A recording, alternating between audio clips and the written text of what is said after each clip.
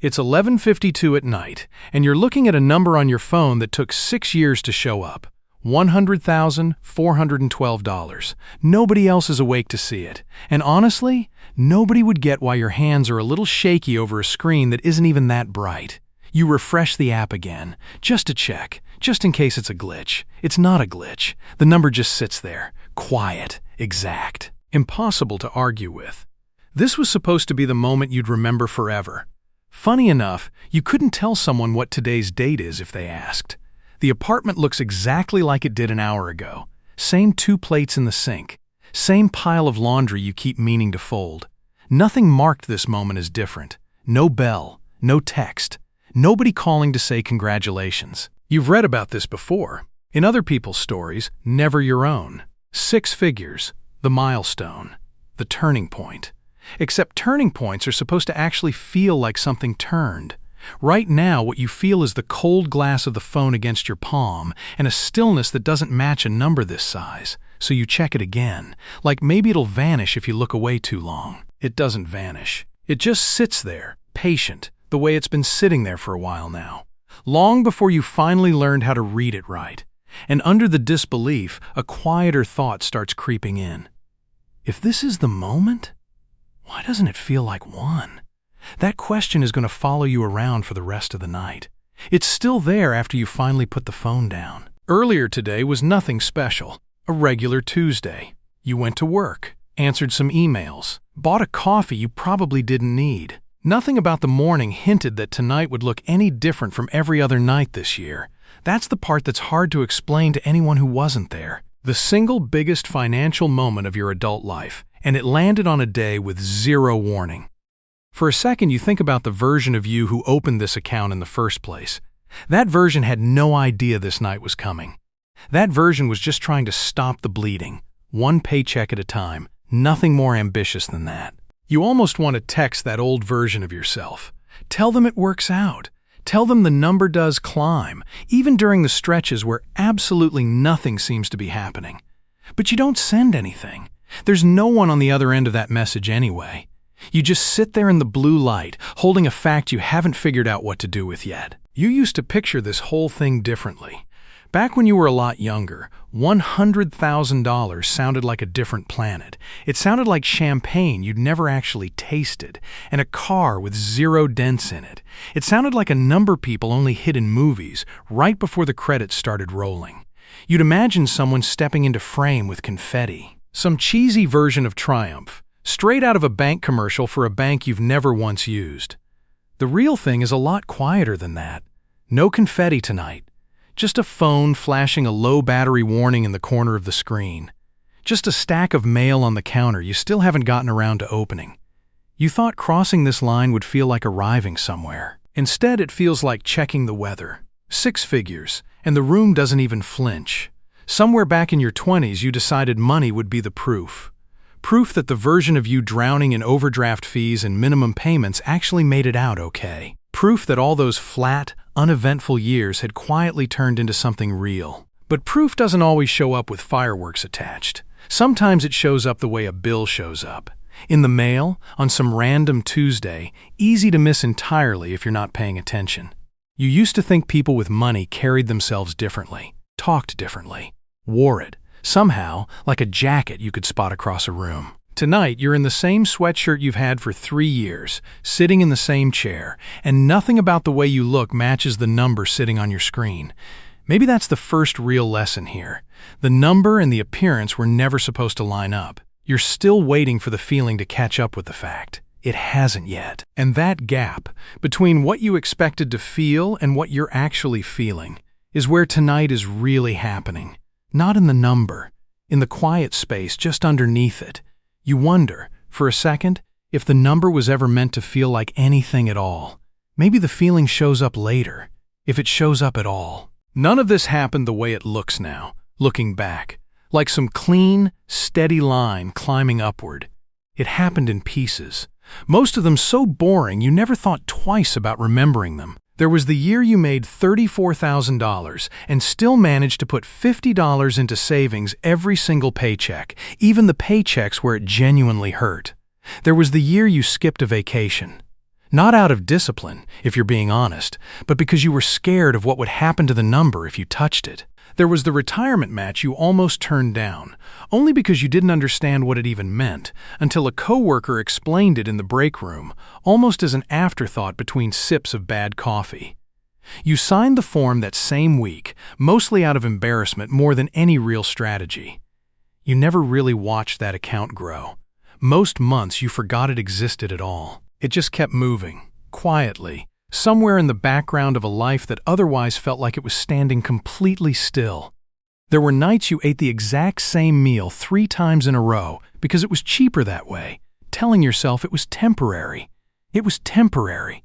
It just took a lot longer than you expected. There was a raise one year that felt so small you almost didn't clock it hitting your account. You didn't celebrate. You just let it sit there and kept compounding into something you weren't paying much attention to at the time. You genuinely don't remember the exact month the number crossed from 4 figures into 5. You don't remember the moment it stopped feeling fragile. What you remember instead is smaller than that. A year you never touched the account, not once, because nothing came up urgent enough to justify it. A habit of moving the money before you had a chance to talk yourself out of it. A spreadsheet you updated once a month, more out of habit than any real excitement. None of that makes a good story. None of it would have made a decent video if anyone had bothered to film it, but somewhere in all those forgettable months, a number was quietly building itself. One automatic transfer at a time, without asking your permission, without needing your attention at all. You built this without ever really watching it happen in real time. Maybe that's exactly why it still doesn't feel real. The years nobody filmed turned out to be the years doing all the actual work. Here's the part that genuinely doesn't add up, even though the math checks out fine. Your net worth says 6 figures. Your checking account, the one you actually live out of day to day, still gets you a little nervous every time rent comes due. You went through your budget again last week, same as every month, shuffling numbers between categories like pieces on a board that never quite settles the way you want. The math works. The spreadsheet closes clean. Every category is covered. And still, somewhere underneath it, there's this low hum of worry that never fully shuts off. You did the things you were supposed to do. Automated the savings. Stayed out of the credit card debt that swallowed a lot of people you know. Said no to plenty of things you actually wanted, more times than you could count. All in favor of a number you'd never actually seen written out.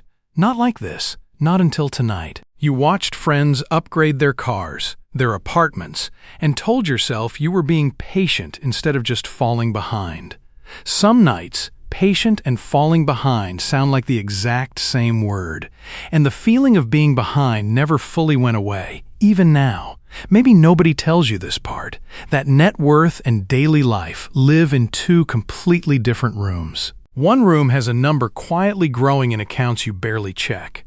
The other has a checking balance you refresh out of habit, kind of the way some people glance at the time for no reason. You figured reaching $100,000 would merge those 2 rooms into one. Instead, they're still separate, and tonight you're standing right in the doorway between them, not totally sure which room is the real one. Maybe they both are. Maybe that's the part nobody warned you about ahead of time. The math was never actually the hard part. Believing the math. That was the hard part. You don't tell a single person.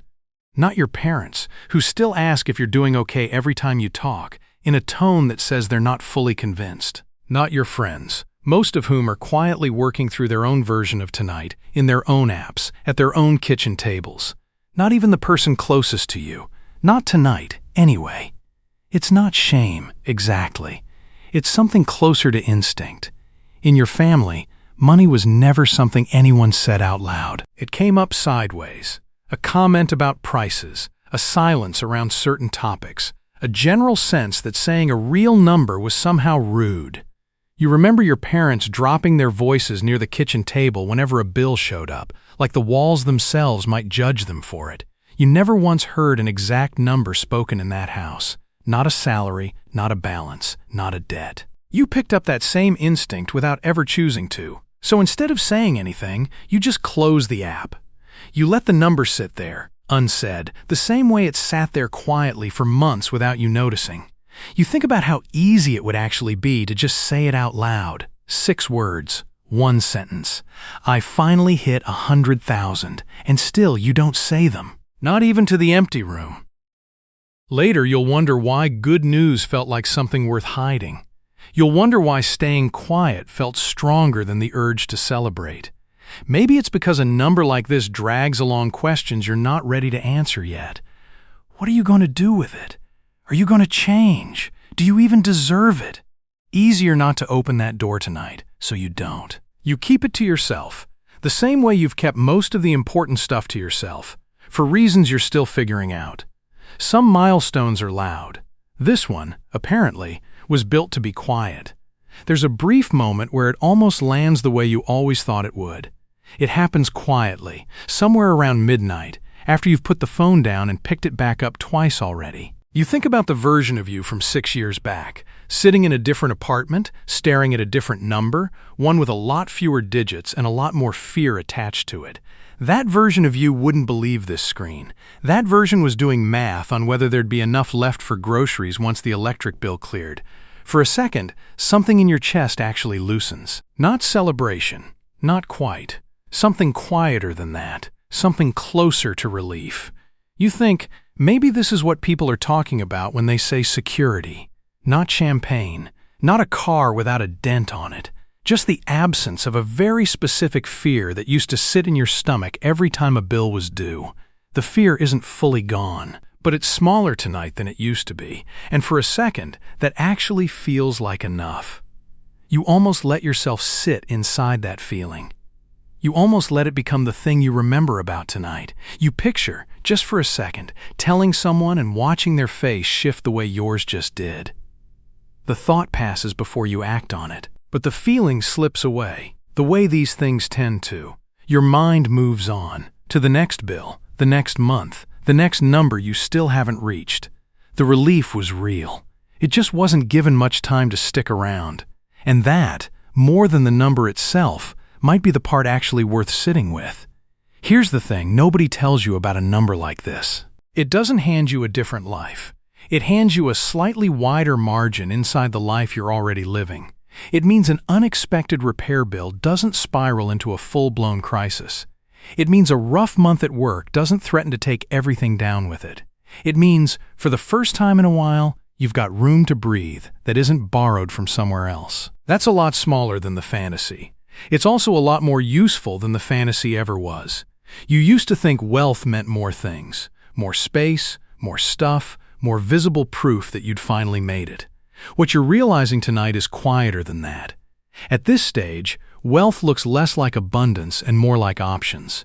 The option to say no to a job that isn't right for you. The option to move slower instead of desperate.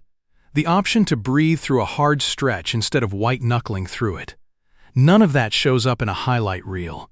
None of it reads as impressive from the outside. Nobody's posting a photo of a margin. Nobody's filming what it feels like to not panic for once. It won't trend. It's not going to get you noticed at a party. It will, quietly, change how you sleep on the nights something actually goes wrong. But it's real.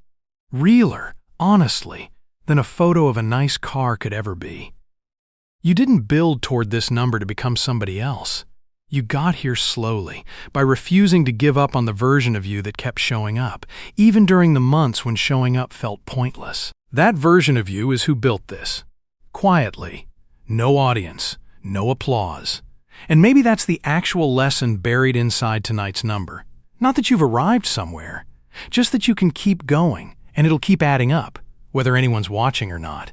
The number was never really the point. The person who kept showing up for it, that was the point. Eventually, you close the app for the last time tonight. You plug your phone in, same as every night, same charger, same spot on the nightstand. The apartment's still quiet. The dishes are still sitting in the sink. The number's still there, waiting, same as it'll be waiting tomorrow and the day after that. Nothing in the room has changed, but something in how you're sitting in it has. You climb into bed like it's any other night, because honestly, in most ways, it is. Tomorrow, you'll get up and go to work. Same job, same commute, the same version of a life that looks, from the outside, exactly like it did yesterday. But somewhere underneath all that sameness, something has shifted. Not loudly. not in any way another person would notice. You crossed a line tonight that took years to reach, and almost no time at all to actually walk past. Somewhere out there, someone else is probably staring at their own version of tonight's number, in their own quiet kitchen, telling absolutely nobody either. You'll never know it happened. Neither will they. Maybe that's the strange, invisible thread running under all of this. An entire generation of quiet nights just like this one. None of them filmed, none of them posted, every single one of them real. The next number, whatever it ends up being, will probably feel different than this one did. It usually does. But for tonight, you let this one be enough.